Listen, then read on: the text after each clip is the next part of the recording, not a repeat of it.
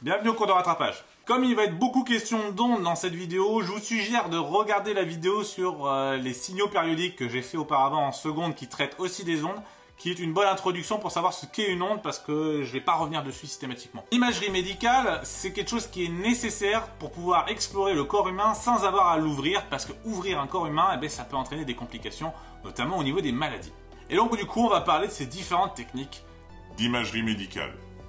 On va parler des différentes ondes qui sont utilisées en imagerie médicale et du cas de la fibroscopie, et tout ça de manière physique bien sûr. Les ondes électromagnétiques. On peut utiliser plusieurs ondes électromagnétiques pour explorer le corps humain. Les premières utilisées ont été les rayons X par Wilhelm Röntgen. En 1895, il a fait une radiographie de la main de sa femme. Je vous la mets ici. Alors, ces rayons X sont très pénétrants et traversent notre corps et ne sont arrêtés que par les os. En fait, c'est assez simple. On va envoyer des rayons X sur le corps d'un patient et puis derrière, on va mettre une plaque de plomb. Techniquement, les rayons X vont traverser le corps et se fixer sur la plaque de plomb. Sauf ceux qui ne sont pas passés car retenus par les os. Techniquement, donc sur la plaque de plomb, on aura un négatif de l'image de notre corps avec les os en sombre et le reste du corps en lumineux. Et ensuite, il suffit de le passer en positif pour avoir les radiographies que vous connaissez.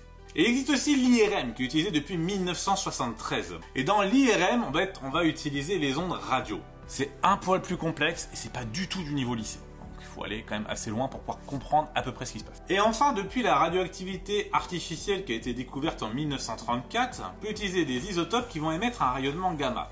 On peut alors, grâce à ce rayonnement gamma émis par ces isotopes, faire une cartographie ou pouvoir observer depuis l'extérieur l'intérieur du corps sur une zone du corps ou même sur un circuit en entier, comme le système sanguin ou même le système lymphatique. Ondes mécaniques.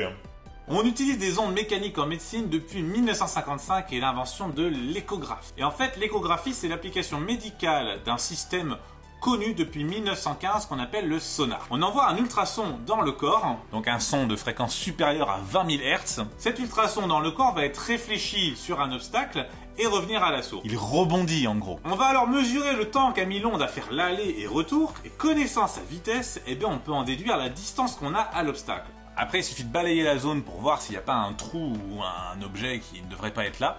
Et c'est la machine qui s'occupe de faire la carte. Rassurez-vous, l'échographe, il n'a pas besoin de faire les calculs. Ce qu'il faut savoir faire, c'est utiliser ce principe de l'échographie à partir de ce que vous connaissez. Si on envoie une onde dans le corps et qu'elle met un certain temps à revenir à la source, eh bien on connaît la vitesse de propagation de l'onde dans le corps, par exemple celle-ci.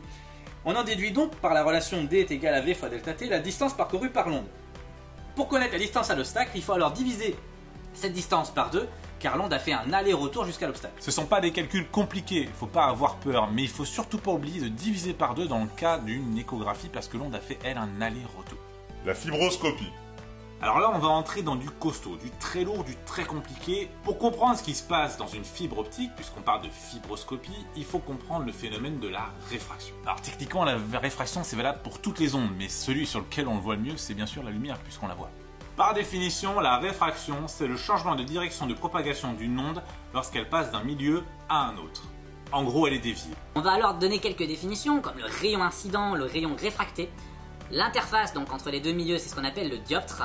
Et on peut aussi définir la normale, qui est perpendiculaire à ce fameux dioptre, puis les angles incidents, qu'on va appeler I1, et l'angle réfracté, qu'on va appeler I2, qui sont tous les deux entre le rayon correspondant et la normale. On va avoir 3 lois pour la réfraction qui ont été établies par Snell et Descartes, c'est ce qu'on appelle les lois de Snell-Descartes. Et faut pas croire, les deux mecs là, ils ont jamais travaillé ensemble, ils ont même pas communiqué, ils ont juste trouvé la même chose en même temps. Première loi, le rayon incident, le rayon réfracté et la normale sont dans le même plan qu'on appelle le plan d'incidence. Deuxième loi, le rayon incident et le rayon réfracté sont toujours de part et d'autre de la normale, ils sont jamais du même côté. Troisième loi, les angles d'incidence I1 et de réfraction I2 sont liés par la relation mathématique N1 sinus I1 est égal à N2 sinus I2, avec N1 comme étant l'indice de réfraction du premier milieu traversé et N2 comme étant l'indice de réfraction du deuxième milieu traversé. Je vous donne quelques indices pour vous faire une idée de ce à quoi ça correspond. On voit que pour l'air c'est égal à 1,00 et ça dépend de la température, tandis que pour le vide c'est 1 et pour d'autres ça va être supérieur. Bon, revenons à notre fibre optique. Il est possible de piéger un rayon lumineux à l'intérieur d'une fibre optique. Donc une fibre optique c'est un cœur entouré d'une gaine. Les deux sont transparents, mais il faut que l'indice de la gaine soit inférieur à l'indice du cœur pour que ça puisse marcher. Et dans ce cas-là, il existe un certain angle pour lequel en fait il n'y a pas de réfraction mais uniquement de la réflexion. On parle de réflexion totale. Et bien notre signal lumineux à l'intérieur de la fibre optique, il va se propager en rebondissant contre la gaine de proche en proche et ainsi à la fin pouvoir nous transmettre de la lumière d'un point A à un point B en étant guidé à l'intérieur de la fibre optique. Et c'est ce qui nous permet de voir à l'intérieur du corps. Ce qu'il faut savoir faire, c'est utiliser la fameuse relation de Snell-Descartes. Je vous la redonne, N1 sinus I1 est égal à N2 sinus I2. Très simple à utiliser. Et à partir de là, ce sont principalement des maths. Prenons un exemple. Allez, on connaît N1, I1 et I2 et on cherche N2. Alors on va modifier la formule pour qu'elle nous donne donc N2 en fonction des autres. On replace les valeurs et on obtient N2 assez facilement. Bon, on va peut demander de retrouver un angle et ça c'est un peu plus compliqué. Si par exemple on connaît N1, N2 et I1 et qu'on cherche du coup I2, on modifie la formule et on a celle-ci.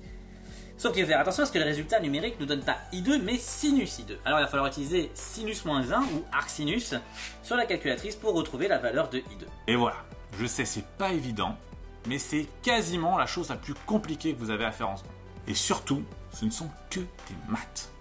Le seul travail physique, c'est d'identifier de quoi on parle et de retrouver ces valeurs, soit par le dessin, soit par les données.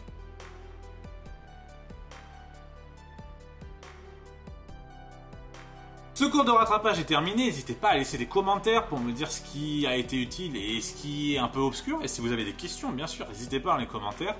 Et je vous laisse sur une citation d'Albert Einstein sur l'image que l'on peut avoir du monde, voire même de notre univers. Il est absolument possible qu'au-delà de ce que perçoivent nos sens, se cachent des mondes insoupçonnés. Sacré Albert.